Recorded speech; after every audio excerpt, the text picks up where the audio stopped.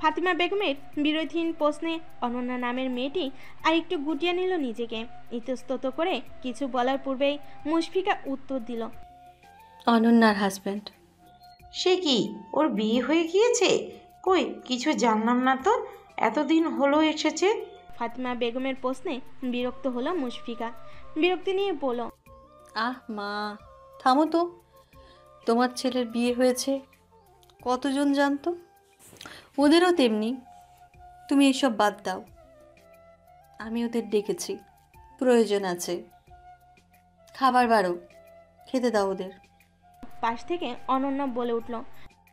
না না আপু, আমরা খেয়ে এসেছি। মুশফিকা অনন্যার কথা আমলে নিল না, বলল, জানি কি খেয়েছো। চিন্তার মেয়ের মুখ শুকিয়ে ফেলেছে, আবার বলছে খেয়েছে। কেন, এই বাসায় খেলে সমস্যা হবে? প্রতি উত্তরে অনন্যা আমতা আমতা করে বলল, না আপু, তা না। তাহলে এসো, খাবার পরে বাকি কথা হবে। অগত্যা অনন্যা তার স্বামী খেতে বসলো। ঘিয়ে ভাজা পরোটা আর গরুর কলিজা ভুনা সকালের ব্রেকফাস্ট। একটু অয়েলি, কিন্তু মেহমান থাকায় এটাই শর্টকাটের মধ্যে সহজ মনে হয়েছে ফাতিমা বেগমের। কিচেন থেকে পরোটা ভাজার সুঘ্রাণ আসছে। গরম গরম পরোটা পরিবেশন করা হচ্ছে। এতক্ষণ চুপচাপ থাকা ছেলেটি গপগপ মুখে পরোটা মুখে পুড়ে দিচ্ছে। তা দেখে অনন্যার শুকনো মুখখানা আরও শুকিয়ে গেল। মানুষটা টাকার অভাবে না জানি কয়বেলা ঠিকমতো পেট পুড়ে খায়নি, বাকিরা এখনও ঘুম থেকে ওঠেনি। মুশফিকা ওদের স্পেস দিয়ে সরে গেল, আরাম করে খাক। রাত করে ঘুমানোর জন্য বেশ বেলা করে উঠেছে অনুজা। চোখ কষলে ভালো করে তাকাতেই নজরে আসলো অনিশাকে। সে নিশ্চিন্তে ফোনে কার্টুন দেখছে। অনুজা প্রথমে অবাক হলো, অনিশা ফোন পেল কোথায়? মস্তিষ্কে প্রশ্ন উকি দিতেই শুধালো, কিরে, কখন উঠেছিস? আমাকে ডাকিসনি কেন? ফোন পেলি কোথায়? ইজান দিয়েছে? অনিশা বিরক্তি নিয়ে তাকিয়ে রইল বোনের দিকে। হয়তো বোনের এত প্রশ্নে সে বিরক্ত হয়েছে। পরক্ষণেই বলল, দুলাভাই বলল তোমাকে না ডাকতে, তাই ডাকিনি। ভাইয়াই ফোন দিয়েছে। ক্ষুধা লেগেছে? অনুজা পুনরায় শুধালো। অনিশা মাথা নাড়ল, অর্থাৎ হ্যাঁ। অতঃপর অনুজা অনিশাকে কোলে নিয়ে বিছানা ছাড়লো। বোনকে ফ্রেশ করে নিজেও ফ্রেশ হয়ে নিল। তারপর ইজানকে ডেকে তুলে অনিশাকে নিয়ে রুম ছাড়লো। ড্রয়িং রুম আর ডাইনিং পাশাপাশি। পরিচিত দুটো মুখ চোখে পড়তেই চলমান পা দুখানা স্থির হলো অনুজার। পরক্ষণেই অবকতার রেশ কাটিয়ে হেঁটে গেল অনন্যার কাছে। ভালো আছো আপু? ইমতিহান ভাইয়া, আপনি কেমন আছেন? অনুজার উপস্থিতি ও প্রশ্নে খাওয়া থেকে মুখ ফিরিয়ে দুজনেই অনুজার দিকে তাকালো। অনুজার চোখে মুখে খুশি খুশি ভাব। অনন্যা মুচকি হেসে বলল, এই তো আলহামদুলিল্লাহ ভালো। তোমার কি খবর? চলছে আলহামদুলিল্লাহ। কখন এলে? আমাকে একটু ডাকবে না? কিছুক্ষণ আগে এসেছে। পাশ থেকে জবাব দিল ইমতিহান। অনুজাকে দেখে মুশফিকের টেলিভিশন দেখা বন্ধ করে এগিয়ে গেল ডাইনিংয়ে। অনিশাকে উদ্দেশ্য করে বলল, ঘুম ভাঙলে ছোট আপু? অনিশা ছোট্ট করে জবাব দিল। হুম। অনুজা খালি চেয়ারে অনিশাকে বসিয়ে দিল। মুশফিকার প্লেটে পরোটা কলিজা ভুনা বেড়ে দিলে অনুজা অনিশাকে খাইয়ে দিতে লাগলো। টুকটাক কথা চলল সকলের সাথে।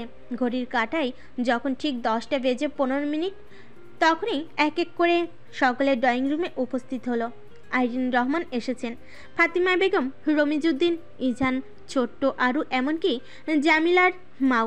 সকলের মুখভঙ্গি সিরিয়াস। সকলের দিকে তাকিয়ে শুকনো ঢোক গিলল অনন্যা। ইমতিহান চোখের ইশারায় সাহস জোগালো। অনন্যা নিজেকে স্বাভাবিক করে বলতে শুরু করলো, আমাদের জন্যই আজ ইজহান ভাইয়া আর অনুজার এই অবস্থা। আসলে ইজহান ভাইয়া আর অনুজার মধ্যে আর যাই থাকুক, প্রেম ঘটিতও কিছু ছিল না। থাকলে আমি অন্তত জানতাম ওর সাথে আমার খুব ভালো সম্পর্ক। ছোট বোনের মতো দেখি ওকে, তেমনই ইজহান ভাইয়ার সাথে ভালো সম্পর্ক। ইজহান ভাইয়া এমনিতেই খুব বিশ্বাসী মানুষ। বিপদে আপদে যতবার ডেকেছে না করেনি কখনো। তাই আমার জীবনে গুরুত্বপূর্ণ কাজেও ভাইয়ার সাহায্য চাইলাম। অনুজাকেও বললাম আমাদের বিয়েতে সাক্ষী লাগতো। তাই আমার তরফ থেকে ইজান ভাইকে আর আমার এক বান্ধবীকে বলেছিলাম আমাদের বিয়ের পরে ওরা বেরিয়ে পড়েছিল। কোথায় গিয়েছিল জানি না। পরে বাড়িতে আসার পর রাতে মা বলছিল অনুজাকে ইছান ভাইয়ের সাথে বিয়ে দিয়ে দিয়েছে। বাবাও সেখানেই ছিলেন। বিশ্বাস করুন আঙ্কেল, আন্টি, আমি যদি জানতাম আমার জন্য ওদের এই অবস্থা হবে কখনো ডাকতাম না। আপনাদের কে কি বলেছে জানি না, বিয়েটা আমার সাথে ওর হয়েছিল। ইছান ভাইয়া আর অনুজা শুধু আমার শুভাকাঙ্ক্ষী হিসেবে ছিল, এর বেশি কিছু না। ওদের হঠাৎ বিয়ের কথা শুনে নিজেকেই দোষী মনে হচ্ছে। প্লিজ ওদের উপর রাগ অভিমান রাখবেন না। এখানে ভুল বোঝাবুঝি ছাড়া আর কিছু না। মাঝখানে রমিজউদ্দিন হঠাৎ গম্ভীর কণ্ঠে বলে ওঠেন, তুমি মা বাবাকে না জানিয়ে কিভাবে বিয়ে করলে? তাদের কথা একবারও চিন্তা করে দেখছো? ভেবেছি আঙ্কেল, বলতে সংকোচ লজ্জা লাগলেও না বলে থাকতে পারছি না। ইমতিহানের সাথে আমার কলেজ থেকে সম্পর্ক। এখন আমি ভার্সিটিতে পড়ছি। ওকে ভীষণ ভালোবাসি আমি, এবং ইমতিহানও। কিন্তু ওর পড়াশোনা শেষ না হওয়ায় বাসায় বিয়ের কথা বলতেও পারছে না। বাবা আমাকে কিছুতেই বেকার ছেলের হাতে তুলে দিবেন না। ভালোবেসেছি একজনকে, অথচ বিয়ে করব অন্যজনকে, এ আমি ভাবতেই পারি না। শুধুমাত্র ও বেকার বলে ওকে আমি কেন ছেড়ে দিব? সারা জীবন বেকার থাকবে না, চাকরি ঠিকই করবে, কিন্তু আমরা আমাদের হারিয়ে ফেলবো। তাই সাহস করে বিয়ে করে ফেলেছি। সম্পর্ক যখন শুধু প্রেমের ছিল, তখন হারিয়ে যাওয়ার ভয়টাও ছিল প্রবল। এখন একটা শক্ত জোরালো সম্পর্কে আছে, ইনশাআল্লাহ ভাঙার ভয় করছি না। তবে আম্মুকে আমি বলে দিয়েছি। আম্মু প্রথমে খুব ভেঙে পড়েছিলেন, কষ্ট পেয়েছিলেন, কিন্তু পরবর্তীতে মেনে নিয়েছেন। তবে আব্বু কিছু জানেন না এ বিষয়ে। আঙ্কেল, আপনারা আমাকে খারাপ বেয়াদব ভাবতেই পারেন। আমার আব্বু আম্মুকে যেমন ভালোবেসেছি, এই ছেলেটাকেও ভালোবাসি। আব্বু আম্মুকে যেমন ছাড়তে পারবো না, ওকেও না। আশা করি বুঝবেন সবাই। অনন্যা কথার ইতি টেনে ঘন ঘন শ্বাস নিল। হাঁপিয়ে গিয়েছে সে। অনুজা গ্লাস ভর্তি পানি এগিয়ে দিল। পুরোটা সময় অনন্যার হাত শক্ত করে ধরেছিল ইমতিহান। রমিজউদ্দিন বললেন, বুঝেছি তোমার কথা, বড় সাহস নিয়ে পা বেড়িয়েছ। তা বাবা, তোমার বাড়ি কোথায়? থাকো কোথায়? তোমার মা বাবাকে কিছু বলেছো? ইমতিহান প্রত্যুত্তরে শান্ত স্বাভাবিক স্বরে বলতে শুরু করলো, আঙ্কেল, আমার বাবা একসময় সেনাবাহিনীতে চাকরি করতেন। বছর 5 আগে অবসর নেন। আগে আমরা ক্যান্টনমেন্টেই থাকতাম। পরবর্তীতে আব্বু আম্মুকে নিয়ে গ্রামে চলে যান। আব্বু মারা গিয়েছেন আজ 1 বছর হলো। আব্বু থাকতেই আমার একমাত্র বড় বোনকে বিয়ে দিয়ে গিয়েছিলেন। বর্তমানে মা বাড়িতে একা থাকেন। আমি ঢাকার একটা মেসে থেকে পাবলিক ভার্সিটিতে এবার অনার্স ফাইনাল ইয়ারে পড়ছে। চাকরির চেষ্টা করছে, টিউশন পড়িয়ে নিজের খরচ চালাচ্ছে। বিয়ের খবরটা অবশ্যই আমার আম্মুকে জানিয়েছি আগেই। চাকরি পেলে আম্মুকে কাছে নিয়ে আসব, আর বিয়ের প্রস্তাব নিয়ে ওর বাবার কাছে যাব। বিয়ের প্ল্যান ছিল না, কিন্তু ওর বাবা অর্থাৎ আঙ্কেল বেশ কয়েকবার পাত্রপক্ষ দেখিয়েছেন, তাই ঝুঁকি নিয়ে বিয়েটা করেই ফেললাম। এর আগে ওর প্রতি আমার অধিকার না থাকলেও এখন তো আছে। রমিজউদ্দিন বলেন, বুঝলাম। এ যুগের ছেলেমেয়েরা ঝুঁকি নিতে চায় না। নিশ্চয় সিদ্ধান্ত যখন নিয়েছো, ভাবনা চিন্তা করে নিয়েছো। পরবর্তীতে কোনো প্রয়োজন পড়লে আমার গাধা পুত্রকে না ডেকে আমার কাছে এসো। শহরে তোমার কে আছে না আছে জানি না, কোনো প্রয়োজন পড়লে আমার সোনারাপন্ন হইও। বুঝেছো ছেলে? ইমতিহানের চোখ ভর্তি পানি টলমলে করছে। ধরা গলায় পড়ল, আমাদের ধর্মে তো পায়ে হাত দিয়ে সালামের নিয়ম নেই। যদি থাকতো অবশ্যই আপনাকে সালাম করতাম আঙ্কেল। আমার বাবা মারা যাওয়ার পরে এতটা জোর দিয়ে কেউ আমাদের পাশে এগিয়ে আসেননি। লুকিয়ে ঝুঁকি নিয়ে বিয়ে করলেও সংসার জীবন অবশ্যই সবার দোয়া নিয়েই করব ইনশাল্লাহ। আমি কৃতজ্ঞ থাকব, দোয়া করবেন আঙ্কেল, আমি যেন মৃত্যুর প্রতি যথেষ্ট সম্মান মর্যাদা আজীবন অক্ষুণ্ণ রাখতে পারি। ইনশাআল্লাহ। রমিজউদ্দিন মাথায় হাত বুলিয়ে দিলেন ইমতিহানের। তারপর গম্ভীর মুখে বসে থাকা আইরিন রহমানকে উদ্দেশ্য করে বললেন, ভুলটা বুঝলাম আপা, আপনিও বুঝেছেন হয়তো। এমনভাবে খবরটা কানে গেল না, চাইতেই কঠোর হয়ে পড়েছিলাম। আপনার যা বলার বলুন, কিন্তু এটা যেন বলবেন না বৌমাকে আপনার কাছে রাখবেন। ও এখানেই থাকবে, আপনি 4 তলায় আছেন, ও থাকবে 5 তলায়, এটুকু শুধু ব্যবধান। আমার মুশকিল এলাকার বিয়ের পর ঘর আমার আলো শূন্য হয়ে পড়েছে। কন্যা হলো ঘরের প্রদীপ। বিয়েটা যেভাবেই হোক হয়েছে, আমার ঘরের মেয়ে হয়ে এসেছে। ঘর শূন্য করে আর যেতে দিচ্ছি না। ওর কোনো কিছুর অভাব হবে না। আরিন রহমান হেসে দিয়ে বললেন, আমার বলার আর বাকি রাখলে কোথায়? সব তো বলেই দিলেন। ভুল বুঝে যা করেছি তার ভুক্তভোগী অনুজা, ইজহান। ওদের কাছে শোনা হোক ওরা কি চায়। রমিজউদ্দিন ছেলের দিকে ভুরু কুচকে তাকিয়ে আছেন। ফাতিমা বেগম তড়িঘড়ি করে ইজহানকে বললেন, কিছু বলার আছে তোর? অনুজা মা, তুমি কিছু বলবে? অনুজা নিরুত্তর। ইজহান কিছুক্ষণ ইতস্তত করে বলল, এখন আর কি বলবো, যা হওয়ার তা তো হয়েছেই, এসব কথা এখন থাক। ফাতিমা বেগম ছেলের কথায় সম্মতি জানিয়ে বললেন, থাকুক এসব কথা, যা হওয়ার হয়ে গেছে, ওরা স্বাভাবিক আছে। সময়টা বিকেল আসরের পরে। ফাতিমা বেগম এক হাতে তসবির জপছেন, আরেকটি হাত ইজহানের মাথায়। সে পাশের ছোপায় শুয়ে কুশনের ওপর মাথা রেখে চোখ বুঝে আছে। ফাতিমা বেগম ছেলের চুল টেনে দিচ্ছেন। টুকটাক গল্প হচ্ছে মা ছেলের মধ্যে। অনুজা গিয়েছে কিচেনে, বিকেলের জন্য কিছু নাস্তা বানাবে। যদিও ফাতিমা বেগম নিষেধ করেছিলেন, বলেছিলেন তোমার কিছু করতে হবে না, সারা দুপুর পড়েছ, এখন একটু রেস্ট করো।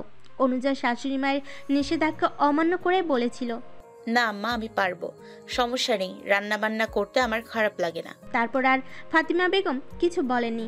আসরের নামাজ আদায় করে সোফায় বসে তসবিহ জপছেন। ইজান হঠাৎ করে বলে উঠল, আচ্ছা আম্মা, আব্বাকে কে বলেছিল আমি একটা মেয়েকে নিয়ে কাজী অফিসে গিয়েছি বিয়ে করতে? আর কেই বা বলল বিয়ে করে বউ নিয়ে পালিয়েও যাচ্ছি? এসব বানোয়াট কথা কিভাবে বলে মানুষ? ফাতিমা বেগম প্রত্যুত্তরে বলল, কাজী অফিসের খবর দিয়েছে জাফর নামের লোকটা, ওই যে তোর বাবার সাথে আগে শেয়ারে ছিলেন না, আর তোরা যে পালিয়ে যাচ্ছিস এই খবর দিয়েছে আমার এক দূর সম্পর্কের আত্মীয় ভাবি। হঠাৎ করে ফোন দিয়ে বলেছেন, আপা আপনার ছেলেটাকে দেখলাম 4 তলার ভাড়াটিয়ার মেয়েটাকে নিয়ে কোথাও যেতে, কাঁধে ব্যাগও দেখলাম, একটু খোঁজ খবর করুন, এখন যা দিনকাল। এদিকে তোর আব্বাও ওই খবর শুনে তড়িঘড়ি করে বাসায় ফিরে জানালাম। আমি তোর বাবাকে সবটা বললাম। তারপর তিনি বললেন, আইরিন আপাকে একটা ফোন দাও, শুনো মেয়েটা কোথায় এখন। শুধু শুধু অন্যের কথায় সন্দেহ করতে পারি না। আইরিনকে ফোন দিয়ে জানালাম অনুজা বাসায় নেই, দুপুরের পরে অনন্যার সাথে বেরিয়েছে। হঠাৎ করে এইভাবে ফোন দিয়ে জিজ্ঞাসা করাইও কিছুটা অবাক হয়েছিল। বারবার জিজ্ঞাসা করতে ওকেও বলে দিলাম। তারপর আর কি, তোর বাবা গিয়ে তোদের নিয়ে এলেন, তারপর কোনো কথা না শুনে বিয়ে দিয়ে দিলেন। আচ্ছা সত্যি করে বল তো, তোরা কোথায় যাচ্ছিলি? মেট্রো রেলে। অনুজা বলেছিল ও নাকি এখনও মেট্রো রেলে ওঠেনি, ওদিকটায় আর কখনো যায় না।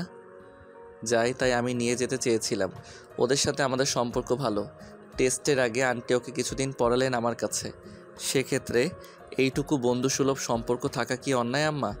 কিন্তু এর বেশি কিছুই ছিল না, ভাবিনি ওভাবে কখনোই। তবে আইরিন আন্টি এতটা চটে যাবেন ভাবতে পারিনি আমি। বাবারে, এত অল্প বয়সে বিধবা হয়েছে। ছোট ছোট ছেলে মেয়ে নিয়ে একা থাকে, একে তো সঙ্গী হারা, তারপরও ছেলে মেয়েদের সঠিকভাবে মানুষ করার চিন্তা মাথার মধ্যে, নিজে হাতে সবটা করে। এমন কথা শুনেও মেজাজ ঠিক রাখতে পারিনি। সেদিন অনুজাকে নিয়ে যখন কোচিংয়ে গিয়েছিলি ও এসেছিল, কান্নাকাটি করলো, বারবার বলল, কি ভুল করলাম আপা, মেয়েটার কাছে অপরাধী হয়ে গেলাম, আমি ঠিকমতো খেয়াল রাখতে পারলাম না, মানুষটাকে কি জবাব দেব আমি? কত করে বুঝিয়ে শান্ত করলাম, একমাত্র ছেলের বউ, তাকে কি যে সেভাবে রাখতে পারি? রানীর হালাতে থাকবে আমার ঘরে।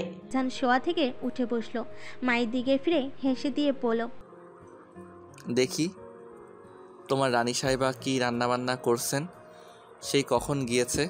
অনুজা ব্যস্ত হাতে রান্না করছে।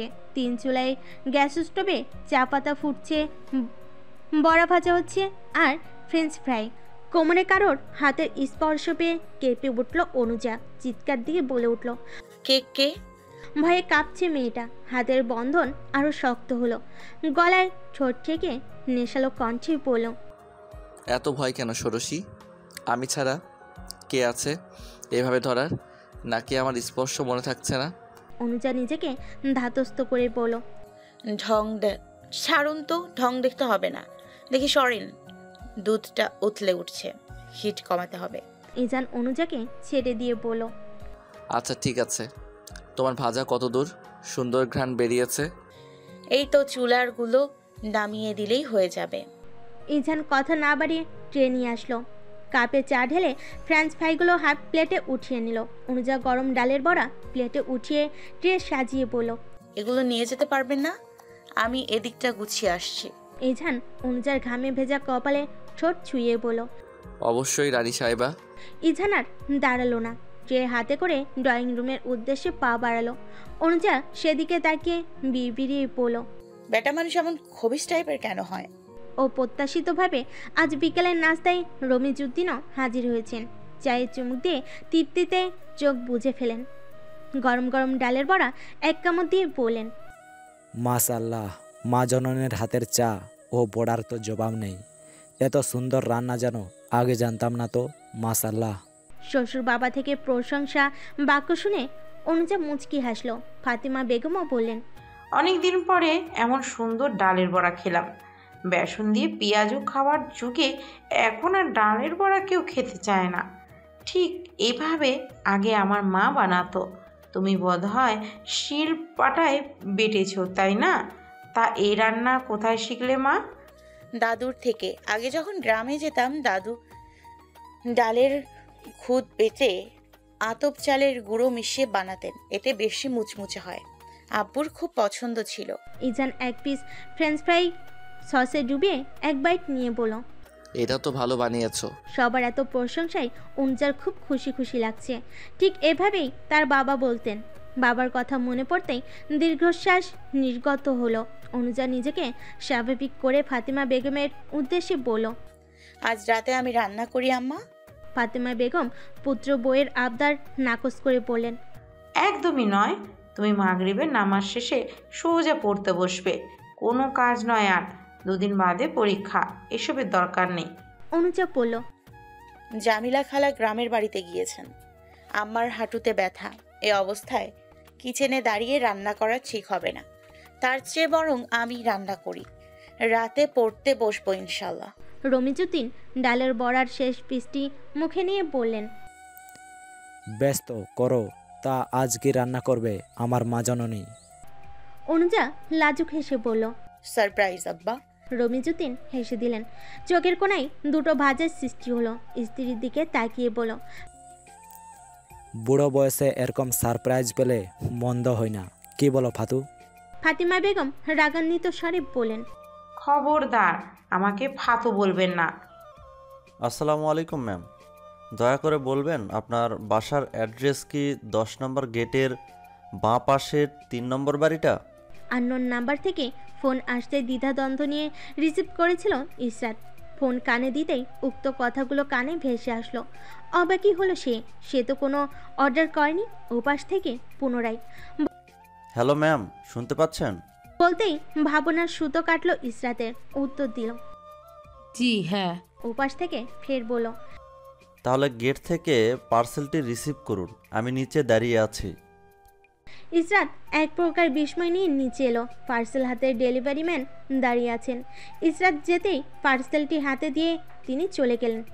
বেশ বড়সড় সাইজের পার্সেল নিয়ে সোজা নিজের রুমে চলে এলো।